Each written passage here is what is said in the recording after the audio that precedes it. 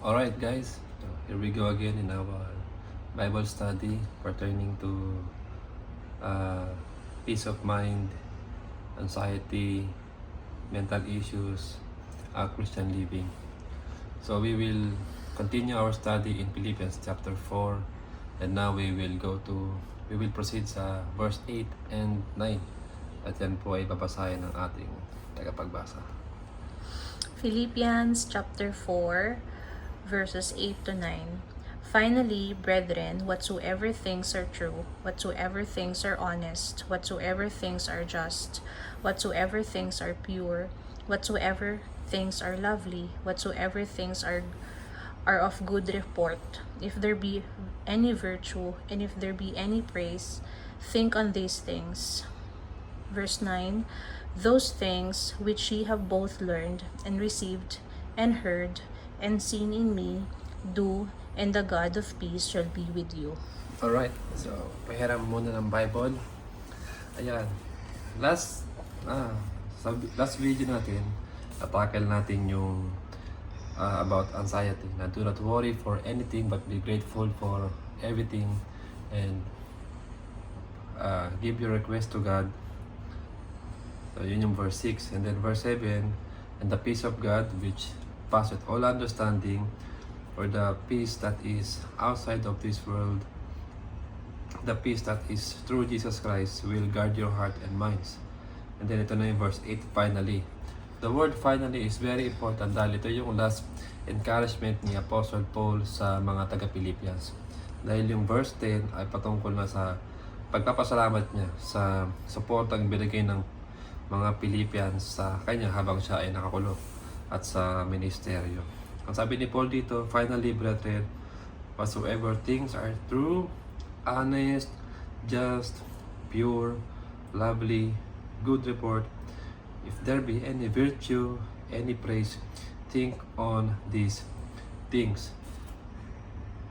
Yan, napakahalaga nito sa panahon natin ngayon na we are bombarded with so many issues, politics, especially yung energy crisis, gera, even rumors of war, even the impending invasion China or anuman, if that is true, yung AI, yung gasolina, lahat inflation. So we are very vulnerable na magpanic, na mag-worry o maging negative sa mga nangyayari sa paligid natin. And Apostle Paul, or God Himself, through Apostle Paul, in this passage, is encouraging us to think on these things. Ibig sabihin, to meditate. And that's how very important the Word of God sa buhay natin, na you will go crazy. This Word will make you crazy if you will just think of these things. And now, I want to encourage you with the same way that Paul is encouraging the Philippians, na whatsoever things are true. Ibig sabihin, whatsoever things are truthful, na walang daya, na walang mali. Whatsoever things are just, yung mga makatarungan, yung patas, yung makatarungan, yung patas, yung tapat. Whatsoever things are pure, ibig sabihin chaste, yung mga bagay na inosente. Whatsoever things are lovely, yung amiable, friendly, genuine affection, good report. Ibig sabihin, ito yung magandang halimbawa, yung pagiging above reproach. Virtue, ibig sabihin excellence or valor, and yung praise, ibig sabihin yung mga bagay na kapuri-puri, commendable. Now, the question, how are we going to think on these things? Where can we find these things? And we can find these things not in the internet, not in the media, not in the politics, not in anywhere. No? If we will just open our Bible and if we will just look around with intention, we will find these things. Where? Sa Acts chapter 6 verse 3, sinabi ng mga apostol na nung lumalaki yung gawain, ang sabi ng mga apostol doon, look ye among yourselves, ang sabi niya ng mga apostol dito, Tingnan natin. Sa Acts chapter 6 verse 3, sabi, "Wherefore, brethren, look ye out among you 7 men of honest report, full of the Holy Ghost and wisdom, whom we may appoint over this business." So patungkol sa tao. And then let's go to Acts chapter 10 verse 22. Ang sabi dito, "And they said, Cornelius, the centurion, a just man, and one that feareth God and of good report among all the nation of the Jews, was warned from God by an holy angel to send for thee into his house and to hear words of thee." Now, the only way that we can find or that we can think of the things that are honest, pure, just, lovely, good report, virtuous, commendable things ay sa mga kapwa nating Kristiyano na namumuhay ng tama at tapat sa Diyos. Okay? The only way that you can think of those things is to see that in the lives of others, to have them influence you sa mga bagay na patungkol sa Diyos, to be with someone who is spiritually led, who is spiritually filled. Okay? Kasi if you will surround yourself, if you will always look on your cellphone, sa social media, sa YouTube, paligid mo, sa trabaho, sa toxic na family, you will be influenced sa negativity nila on how they speak, even in how they think and how they act. Nagiging habit natin yun. So, the only way, the safe way na ma-influence tayo sa mga bagay na true, just, lovely, ay sa mga kapwa natin, Kristiyano. Especially sa pag-aaral ng Bible. Because the Bible is true, just, pure, lovely, good report, praise, virtuous, and commendable. And then verse 9, "Those things which ye have both learned and received, and heard, and seen in me, do, and the God of peace shall be with you." Ito medyo mabigat po ito. Kasi sabi ni Paul dito, yung mga bagay na yun, those things na natutunan mo, tinanggap mo, napakinggan mo, at nakita mo, gawin mo. At ang Diyos ng kapayapaan ay sa iyo. Napakahirap nun gawin kung ako lang na kung ano yun na natutunan nyo sa akin, narinig nyo, nakita nyo, gawin ninyo. Dahil marami akong sablay sa buhay. Marami tayong mali, hindi tayo perfecto. O si Apostle Paul, hindi rin perfecto, pero dahil sa kanyang katapatan sa Diyos, nasabi niya na kung ano man yung natutunan mo, tinanggap mo, nakita mo sa akin, gawin mo rin.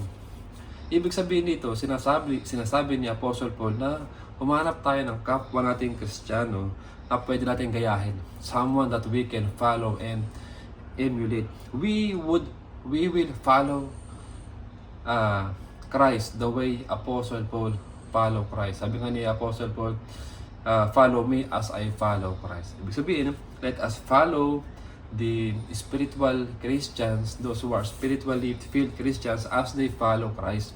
Dahil hindi natin kayang mabuhay sa mundong ito, in this carnal, lost, and fallen world without our fellow believers. That's why it is very important to have someone in our church na faithful, na seryoso sa buhay Kristiyano, na pwede nating gayahin, na pwede nating sandalan, at pwede nating tignan.